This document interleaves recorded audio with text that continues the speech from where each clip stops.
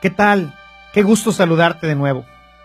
Y bueno, pues como parte de este tema del Espíritu Santo y de esta promesa que recibimos en nuestro bautismo, quiero tocar ahora el tema del bautismo de los niños, pues no siempre se entiende la necesidad de hacerlo y sobre todo ver las ideas equivocadas que hay sobre este tema. Muchos de los hermanos separados y principalmente los testigos de Jehová insisten en que los niños no deben ser bautizados y que el bautismo ha de recibirse de adultos.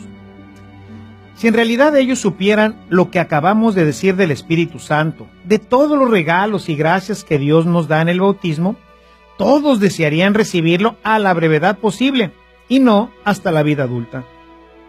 Este error nace, entre otras cosas, del hecho de que Jesús se bautizó de adulto. Sin embargo, existe una gran diferencia entre el bautismo que recibió Jesús, que es el bautismo de Juan, y que solo era para mover a la penitencia, mientras que nosotros recibimos un sacramento, el sacramento del bautismo en el Espíritu, es decir, el bautismo cristiano. Jesús dijo a sus discípulos que fueran y bautizaran a toda criatura, lo cual ciertamente incluye pues a los niños.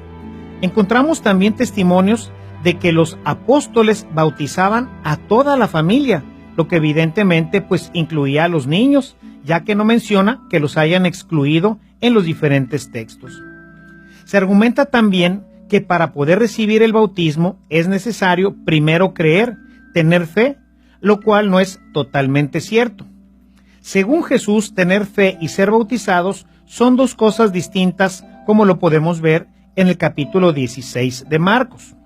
La fe deberá desarrollarse más adelante, y la suma de las dos es lo que nos lleva a la salvación.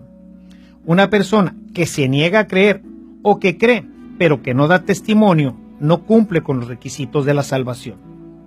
Uno de los pasajes más evidentes del bautismo de los niños está en el pasaje en el que Pablo y Silas en Filipos, en donde fueron arrestados. Después de ser liberados, fueron a la casa del carcelero y ahí bautizaron a toda la familia, lo cual nos hace suponer que habría niños y no tuvieron ninguna formación, solo fueron bautizados. Con el tiempo, la iglesia vio la necesidad de instruir primero a los que habrían de ser bautizados y se creó el catecumenado, en lo que el padrino, un cristiano ya formado, instruirá durante unos 3 o 4 años al futuro cristiano. Por ello, sin padrino no habría bautismo, pues este garantizaba la formación del nuevo cristiano. Hoy en día, la iglesia bautiza a los niños en la fe de los padres, más que de los padrinos, esperando que ellos, los papás, sean quienes en casa vayan poco a poco formando en el niño una fe activa que los vaya constituyendo en verdaderos discípulos del Señor y así lleguen a gozar un día del reino de los cielos. Por eso no es muy conveniente bautizar a los niños que no tienen ninguna garantía de que alguien los pueda formar como cristianos. El bautismo en sí mismo no es la garantía de la salvación, según lo afirma el Señor en el texto que ya vimos de Marcos y también en el de Romanos 10.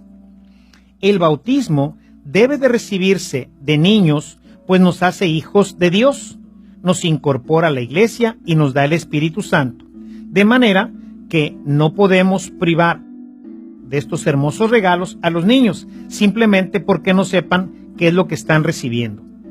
De hecho, muchas de las cosas que recibimos al nacer no las podremos usar en plenitud hasta que seamos grandes, y no por eso no nos las dan hasta que seamos mayores o conscientes. Pensemos, por ejemplo, en la salud, la educación, el estatus social, las convicciones políticas o deportivas.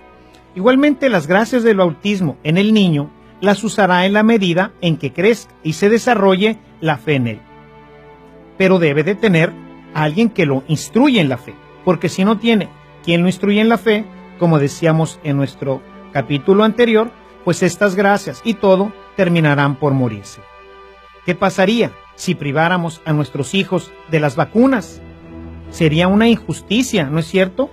Pues lo mismo sucede con el bautismo. No podemos privarlos de todas estas gracias solo porque no saben lo que reciben. Es compromiso, como decía ahorita, de los padres ver que en su tiempo lo sepan y lo vivan.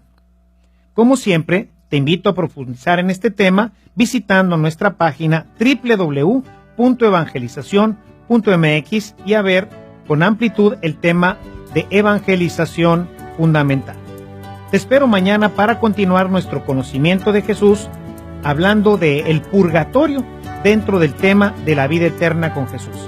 Recibe mi bendición y te espero mañana.